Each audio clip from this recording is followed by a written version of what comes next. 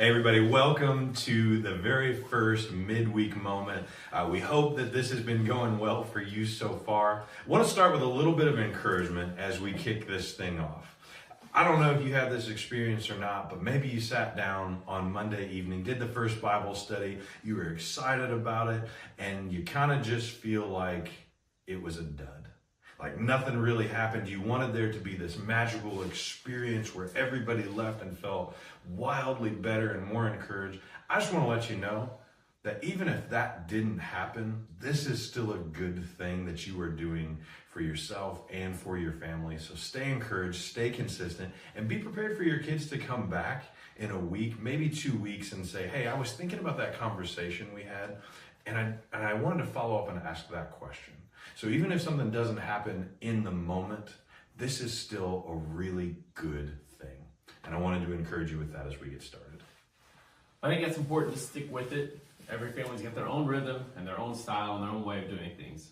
I know when our family did our devotion, I read the scripture and then we just kind of asked them questions and tried to break it down. How did you guys do yours? Yeah, with a 9 and a 7-year-old, we did the same thing.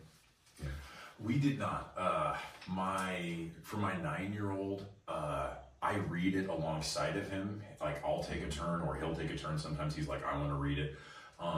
With my 15-year-old though, he's a little bit older. He likes reading it on his own and then spending a little bit of time journaling. What was his favorite verse? What really stuck out to him? And then he writes a prayer that he has afterwards. And that really just kind of solidifies it for him. And then with my 19-year-old, it's, hey bud, do you have time to talk for 15 minutes real quick? And I'll send him a text throughout the week and be like, hey, let's talk about this part in James. And then we just, one night when he wasn't working and I was home, we made time for it. But it's had to look a little bit different with each of ours. For sure. And what time of the day did you guys do it? We did ours after dinner. Right after dinner, we got everything cleaned up and then we sat down. Yeah. With my youngest, it's as soon as I walk back in the door. I'm like, hey, are you doing anything? Is homework done? Let's do this right now. With my middle child, it's usually he's got swim practice and stuff going on. It's usually after dinner that I try to make a rhythm of with him. And then, like I said, with my oldest, it's me trying to catch him a couple of times a week as he's running off to go to work or do this event. And so, yeah. Yeah, so what I'm hearing is you do it multiple times. You did it after dinner. We did it before bed. But every family's got their own rhythm, own style, own like timeline to their day. So feel free to change up and do what you need to do. And if something doesn't work, stick with it, change it up. See if you can find something that fits. Definitely. I know for me, my family, there was some, not necessarily words, but concepts my kids had a hard time understanding. Was there any words that you guys had? Yeah, I mean, for us, we had to zero in on the very first night. I'm reading through the text, and the question for both of my kids was, what's perseverance? Yeah. And so we had to zero in on that word specifically and spend a little time working through what that means. There's a really neat discussion that developed out of that. Yeah. Yeah. Ours was adultery.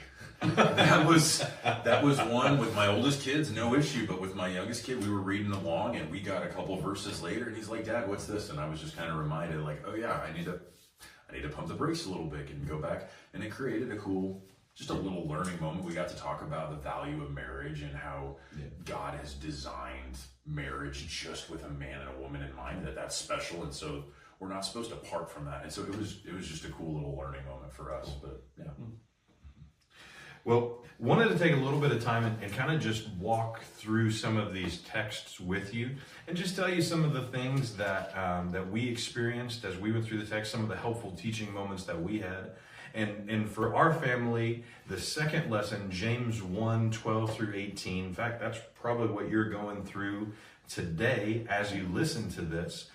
We spent a lot of time talking about temptation, talked with my kids about what that is, where it comes from. And then I asked them the question like, hey, what would be something that you might be tempted with? And I'm not going to give you my kids' answers, but I was really proud of them for the honest self-reflection that they shared.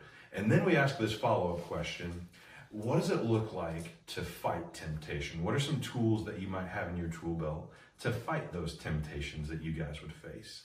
And here's the teaching lesson that we used.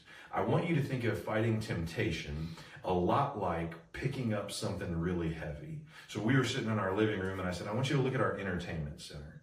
Dad can probably pick that up by himself. He might even be able to take 1 or 2 steps with it. But if I'm going to effectively carry it, I need somebody with me, because the reality is, if I try to carry this on my own, I'm going to get a step or 2 into this and I'm going to drop it. And a lot of times that's what it looks like when we fight temptation on our own. I decide I'm not going to do this. I'm going to overcome this thing on my own. And we pick up this heavy thing and we carry it for a day or 2. And then we drop it and we fail and we start over. So when we're fighting temptation, it's always best to bring somebody into that. And maybe it's mom and dad, maybe it's a friend, maybe it's a pastor, or somebody that you trust and respect, and say, hey, this is a thing that I'm struggling with, and I need you to help me carry that. We will always be better when we do it together. So that's a teaching moment from our lesson, James 1:12 through 18. Yeah. A big teaching lesson that we had was this week through James 1, starting in verse 19 and kind of continuing forward. It talks about be slow to speak, be quick, be slow to speak and slow to get angry. And all of my kids had kind of recognized areas in their lives where they're like, I really, just with a couple of challenging questions for them, like, hey, where in life do you see that you don't meet up to this at? And just trying to encourage them in being slower in that. And one of my sons gave me a really good example, and he was talking about roasting other kids.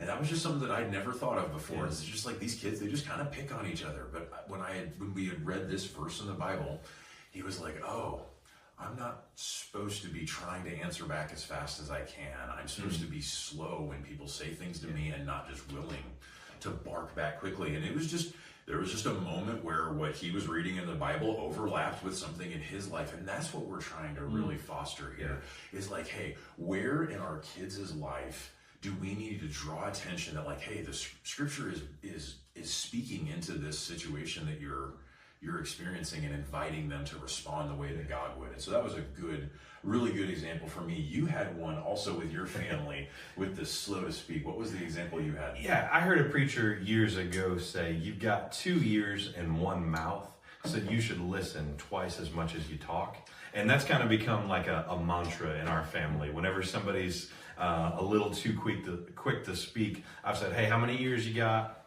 2. How many mouths you got? 1.